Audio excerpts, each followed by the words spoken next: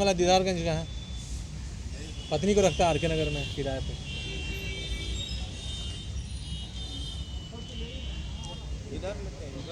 Sir के पीछे पत्नी को नहीं पकड़ते हैं, छोटे बड़े जैसे भी हैं वो एक वाइट बिजनेस कर रहे हैं, लेजिटिमेट बिजनेस कर रहे हैं। और जब भी इस तरह का कोई कार्य वो करें उन लोग को डबल नहीं ट्रिपल श्योर रहना चाहिए कि वो जो सामान ले रहे हैं वो चोरी करना हो, बिकॉज जाने अनजाने में वो एक अपराधी को मदद पहुंचा रहे हैं। अगर चेन स्नैचर चेन नहीं बेच पाएगा तो जाहिर सी बात है चेन स्नैचिंग नहीं करेगा, वो कुछ और अपराध करेगा। ये अपराधी भी ऐसा ही था, ये पहले मोबाइल स्नैचिंग करता था और ये अब तक पकड़ा नहीं गया था। इसका आपराधिक इतिहास तो नहीं कहेंगे, लेकिन आपराधिक जो इसका क्रियाकलाप है लगभग 2 सालों का है। और इसका कहना है कि पहले मोबाइल स्नैचिंग करता था, एक बार मोबाइल स्नैचिंग के दौरान चेन भी हाथ में आ गया था, जिसकी वजह से फिर उसको लगा कि इसमें ज़्यादा फ़ायदा है, तब इसने वो करना शुरू किया। और पिछले 2 महीने में आप इसका फ्रीक्वेंसी देखिए कि पिछले 2 महीने में इसने लगभग 15 केसेस इसने किए। इसी कड़ी में 2 दिन पहले की घटना है जहां बुद्धा कॉलोनी पंचायत चुनाव अपने आप में एक बहुत ही कटथ्रोट कॉम्पिटिशन का चुनाव होता है और सारे बूथ हम लोग संवेदनशील मांग के इसमें चलते हैं। इसमें ऐसा नहीं है लोकसभा विधानसभा के रूप में कि हम लोग उसी हिसाब से CPMF और उसको डिप्लॉय करते हैं। फोर्स ऑफ क्वालिटी एक है, लेकिन हम लोग के लिए एक एक बूथ इसमें सेंसिटिव रहेगा, इसलिए मैनिंग हर जगह पर हम लोग एक पुख्ता रूप से करेंगे। और जेल से अभी हम लोगों ने 12 लोगों को शिफ्ट करने का कवायद किया है और लगभग वो शिफ्ट हो भी गए हैं, जहाँ तक मेरी अभी अद्यतन जानकारी है। जो कुख्यात अपराध कर्मी हैं उन लोगों को हम लोग 12 लोगों को यहाँ से जेल ट्रांसफ़र किया है और दूसरे जेल में उनको भेजा है। सर पंचायत चुनाव को लेकर सर हथियार रिएक्शन के लिए और कहीं भी ऐसा कोई विघ्न फैलाने का प्रयास करता है तो उन लोगों के ऊपर तुरंत रिएक्शन कार्रवाई करने के लिए जो बाउंड डाउन हम लोग करा रहे हैं, उसी कड़ी में हम लोग एक कार्रवाई ये भी करा रहे हैं कि हम लोग ऐसे लोगों की सूची संधारित कर रहे हैं और वो पिन पॉइंटेड सूची होगी। वो वैसे लोग होंगे जिनको कि हम लोग 151 में प्रिवेंटिव डिटेंशन की धारा है CRPC में, जिसमें कि पुलिस किसी शक शुबा पर 24 घंटे के लिए उसको हिरासत में लेकर रख सकती है और अगर उस सत्यापन के बाद ऐसा प्रतीत नहीं होता तो उसको छोड़ सकते हैं। तो वैसे लोगों को हम लोग प्रीवियस नाइट में उठाएंगे भी, डिटेन करेंगे, ताकि वो लोग चुनाव के दिन किसी तरह की बाधा या सैबोटाज करने में सफल ना हो पाए। सर संवेदनशील और उसी वक्त उसका डिटेक्शन भी हो गया था, लेकिन गिरफ्तारी में थोड़ा समय लगा। वो दोनों चेन स्नैचर्स दीपू कुमार पुनाई चक के रहने वाले और मोहम्मद राजा सब्जी बाग पीर भाव के रहने वाले, उन लोगों को भी गिरफ्तार कर लिया गया है। एक मोटरसाइकिल बरामद हुई है और चेन जो लूटा हुआ था वो भी बरामद हो गया है। तो कुल मिला के हम लोग 3 चेन स्नैचर्स और 7 रिसीवर्स को जेल भेज रहे हैं। टोटल बरामदगियाँ हैं आपको जैसे मैंने बताया 8 चेन है, 1 लॉकेट है और कुछ गलाया हुआ सोना है। कुछ कैश पैसा भी इनके पास 20,000 रुपये बरामद हुआ है। 1 देसी पिस्टल है। इन लोगों को हम लोग जेल भेज रहे हैं और ये सूरज कुमार है, इसको हम लोग सभी केसेस रिमांड करेंगे। आज पकड़ाया है, 2 साल का इसका आपराधिक कृत्य है, पहले मोबाइल छीनता था। तो जब अपराधी हम लोग पास पकड़ाता है और रिकवरी देता है तब हम लोग रिसीवर को आइडेंटिफाई कर पाते हैं, अदरवाइज रिसीवर तक पहुंचना मुश्किल हो जाता है।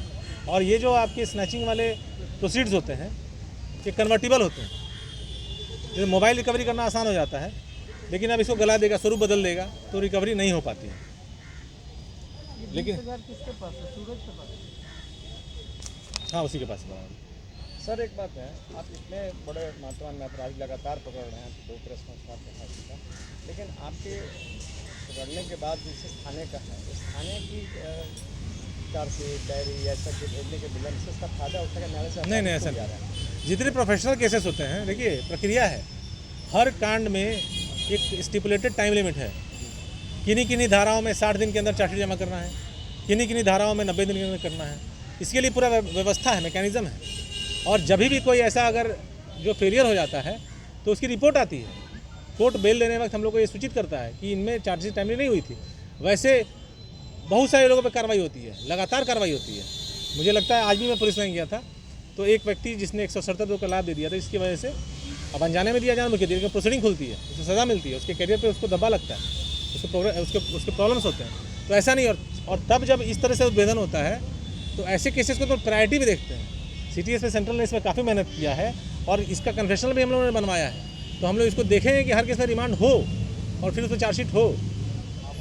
सर इसका बैकग्राउंड क्या है? घटनाओं में एक अजीब सा पैटर्न देखे थे और काफ़ी फ्रिक्वेंटली घटनाएं घट रही थी और लगभग पिछले 3 महीनों में लगभग 30 स्नैचिंग की घटनाएं घटी थी भिन्न भिन्न थाना क्षेत्रों में, सेंट्रल एरिया, दानापुर, फुलवारी, उसके बाद आपका सदर वाला एरिया, कंकड़बाग, पत्रकार नगर, टाउन एरिया। तो उसमें से कई लोग गिरफ्तार होकर जेल भी गए, उसका हम लोगों ने समय समय पर आप लोगों को बताया भी है। इसमें सबसे डेस्परेट टाइप की घटना जो घटी थी शास्त्री नगर थाना क्षेत्र में घटी थी, जिसमें गोली मार दी गई थी और इंसिडेंटली वो व्यक्ति बच गए थे, और लेकिन वो चेन स्नैचिंग के दौरान ही घटना घटी थी। इसका भी बड़ा ही मेहनत करके हम लोगों ने इन्वेस्टिगेशन किया और वो दोनों भाई जेल गए। और पिछले दिनों हम लोगों ने जो और एक गिरोह था, इसमें आप लोगों को मैंने जानकारी दी थी कि वो लोग नौकरी करने वाले लोग थे और वापस आकर यहाँ पर इस घटना को कर रहे थे। पहले कभी वो जेल गए थे, इस तरह की घटना पहले 2-3 साल पहले वो करके पटना में उस तरह का उन लोगों का आपराधिक इतिहास रहा था। इन सभी केसेस को हम लोग जब इन्वेस्टिगेट कर रहे थे तो इसमें एक बहुत ही ज़्यादा डेस्परेट अपराधकर्मी हम लोग को दिख रहा था, जो अकेले एक सिंगल मोटरसाइकिल थी उसकी, पैशन मोटरसाइकिल, उस मोटरसाइकिल से इसने लगभग 1 दर्जन से ऊपर छिनतई की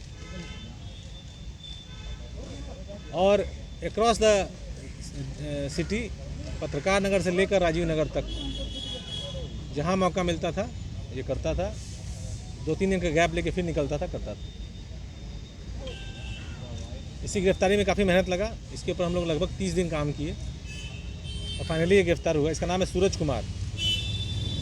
एक्चुअली में ये गोशवारी का रहने वाला है, लेकिन यह एक डेरा लेकर अपनी पत्नी के साथ अशोक नगर कंकड़बाग इलाके में रहता है। मोटरसाइकिल भी इसकी अपनी है और अपराध कारित करने के लिए ये एक अवैध हथियार भी अपने पास रखता है, पिस्टल, जो बरामद हुआ है इसके पास से।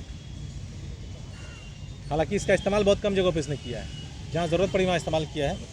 आप लोग देखे होंगे, एक घटना घटी थी पत्रकार नगर थाना क्षेत्र में।